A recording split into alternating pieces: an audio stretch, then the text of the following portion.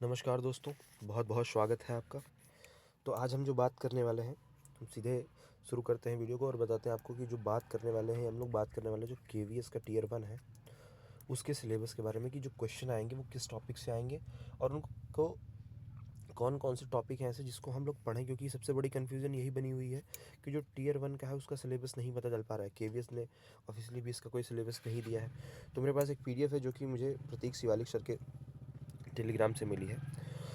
तो उसमें बता दें कि जो 2023 में एक एग्ज़ाम हुआ था जूनियर सेक्रेटरीट असिस्टेंट का केवीएस में ही, तो उसमें सेम इसी पैटर्न पे क्वेश्चन आए थे। बस इसमें क्या था कि माइनस मार्किंग आपको शायद नहीं देखने को मिली थी और क्वेश्चन के वेटेज कुछ सब्जेक्ट के ज़्यादा थे। जैसे आप देखेंगे तो यहाँ पर इंग्लिश के 20 क्वेश्चन है, आप में इंग्लिश के 10 ही क्वेश्चन आएंगे। एक हिंदी आएगा तो हिंदी के 10 क्वेश्चन आएंगे, या कोई एक मॉडर्न लैंग्वेज जो आप सेलेक्ट करते हैं उससे आपको हिंदी की जगह पे 10 क्वेश्चन देखने को मिलेंगे। तो आइए हम देखते हैं।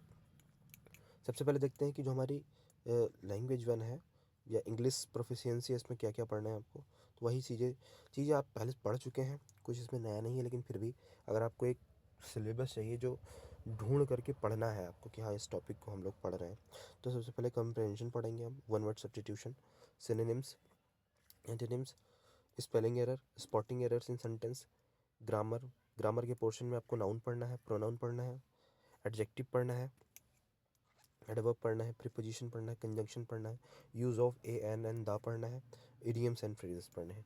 इतने टॉपिक आपको उसमें कवर करने हैं। इसके बाद आगे बढ़ते हैं जब, तो हिंदी का सिलेबस जब देखते हैं तो उसमें हम लोग गद्यांश आधारित प्रश्न, आपको एक पैसेज दिया जाएगा, उससे क्वेश्चन पूछे जाएंगे 4-5 20 में से। तत्सम तद्भव, पर्यायवाची विलोम, मुहावरे और लोकोक्तियाँ, शुद्ध अशुद्ध वाक्य, संधि विच्छेद, अलंकार, समास, वचन, लिंग, अनेकार्थी, वाक्यों के लिए एक शब्द, यानी कि इसमें भी वन वर्ड सब्स्टिट्यूशन आ रहा है आपका, तो ये चीज़ें पढ़नी है।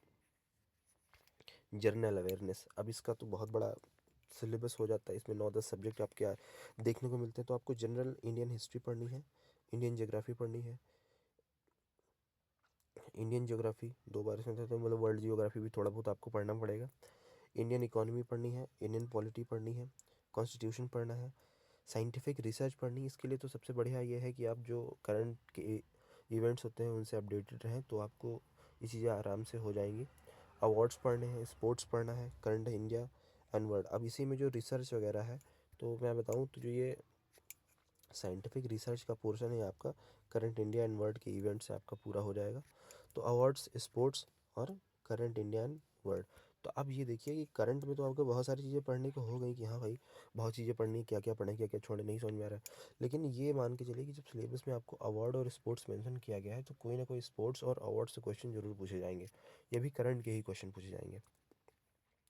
लॉजिकल रीजनिंग की बात करें तो ये पहले 5 नंबर की केवीएस में आती थी, अब ज़्यादा आ रही है। सबसे पहले एनालॉजी पढ़नी है आपको, एनालॉजीज पढ़नी है, नंबर एनालॉजी, फिगर एनालॉजी, ये सारी चीज़ें। मतलब एनालॉजी का एक अपना एक अलग सेक्शन होता है जिसमें वर्ड एनालॉजी आती है, नंबर एनालॉजी आती है, फिगर एनालॉजी आती है, बहुत सारी चीज़ें आती हैं। सिमिलरिटीज़ पहचाननी पड़ेंगी आपको, डिफरेंसेस निकालना पड़ेगा, word building, relationship, arithmetic, number series, semantic series, number series, coding decoding, small and capital letter numbers, coding and decoding. तो इसमें एनालॉजी, कोडिंग डिकोडिंग, ये दोनों चीज़ें आपकी बहुत अहम बन जाती हैं। उसके बाद कंप्यूटर लिटरेसी, जिसका इस बार सेक्शन आप देखा आपने कि 20 नंबर का आएगा, और पिछली बार इनका जो जेएसए का एग्ज़ाम था उसमें भी 20 नंबर की पूछी गई थी। तो characteristics of computer, computer organisation including RAM, ROM, file system, input device, output device, software relationship between hardware and software, operating system, MS Office, exposure of the Word, Excel, spreadsheet, PowerPoint, information of technology, IT भी पढ़नी है आपको, society, Indian society, IT आ गया देखिए, governance, mobile smartphones, information kiosks. तो ये चीज़ें आपको यहाँ पर पढ़नी है। अब बात करते हैं क्वांटिटेटिव एप्टीट्यूड की। तो क्वांटिटेटिव एप्टीट्यूड का इसमें तो बहुत बड़ा सिलेबस कोई नहीं दिया हुआ है, लेकिन थोड़ा सा इससे ज़्यादा आपको पढ़ना पड़ेगा। सबसे पहले नंबर सिस्टम, नंबर सिस्टम का बहुत बड़ा सेक्शन हो जाता है, उसमें बहुत सारे चैप्टर्स छोटे छोटे आ जाते हैं।